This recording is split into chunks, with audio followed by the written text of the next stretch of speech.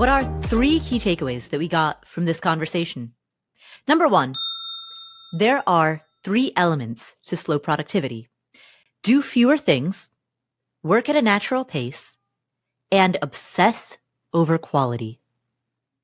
Now, the first 2, do fewer things and work at a natural pace, those are fairly easy to understand. But let's talk about that third element, obsess over quality. In the first key takeaway, Cal Newport shares how great achievers make this principle work. There's 3 principles. The first 2 principles make sense when you hear a term like slow productivity because they're directly connected to going slower. Principle 1, do fewer things like that. Okay, yeah, sure. Principle 2, work at a natural pace like we're talking about. Mm-hmm. Principle 3 is obsess over quality. And so at first when you see that, you're like, well, what does this have to do with slowing down? Like doing fewer things is slower, like working at a more natural pace, that's slower. What does obsessing over quality have to do about it? It's what unlocks everything. Because when you obsess over, like Marie Curie did, getting the best result, or Lin-Manuel Miranda did on his play, being something new, 2 things happen. 1, slowness becomes demanded of you. Because quality, you're just like, it's not ready, I can't rush this. So now you have a reason to slow down because you want this thing to be good. You care about quality. You're not just slowing down because you have an antagonistic relationship to your work and you're like, I'm done with you and I just want to do less. You're slowing down because I need to go slower to make this thing work. Flip side of that, as you get better, you can dictate more of your pace.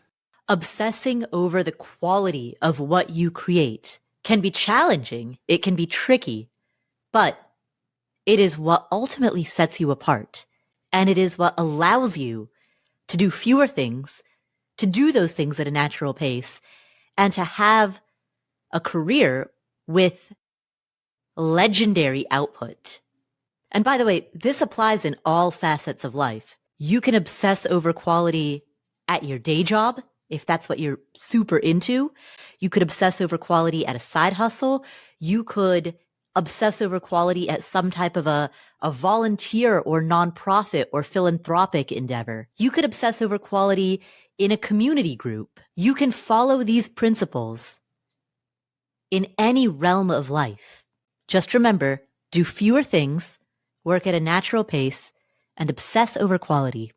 That's the first key takeaway. And it leads to key takeaway number 2, learn how to identify quality.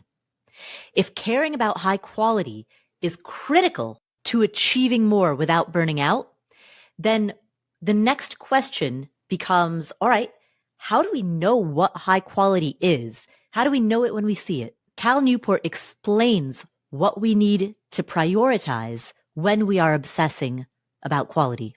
So we really need to spend more time up front learning what good is. That's like more important at first than actually trying to get good.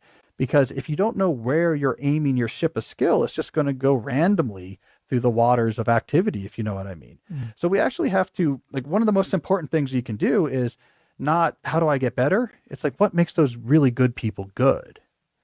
And when you trust your taste, then you're getting really good feedback. Okay, this is pretty bad, but I know why it's bad.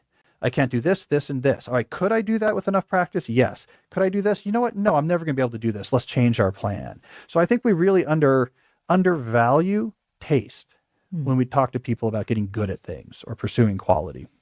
And so that is the second key takeaway. Finally, key takeaway number 3. In order to produce great things in your field, you need to be inspired. So find other people in your field who have done amazing things. And again, this could apply at your day job, at your side hustle, at your small business, at a community group or a nonprofit or a volunteer activity. This can apply in any domain, right? Find someone who's done the thing that you want to do, someone you admire, someone you look up to, and find out how they became successful. Find out how you can plot that path. What you need to do is take someone who is in your same field, who's doing very well.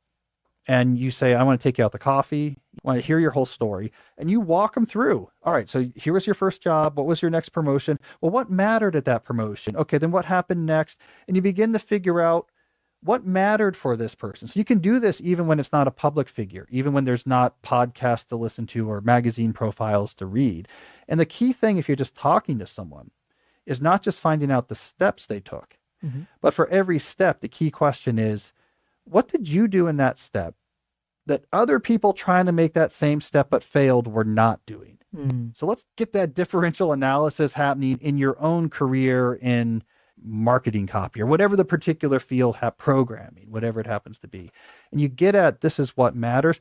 Then you also just expose yourself to the greats. Just be around really good stuff from the field. And that taste not only directs you, it motivates you. And it helps you fight the procrastination. Ultimately, what you want to do with this conversation is figure out what matters and what's noise, what is important and what is distraction. And the people who are best poised to answer those questions are the people who have produced great work in the same domain.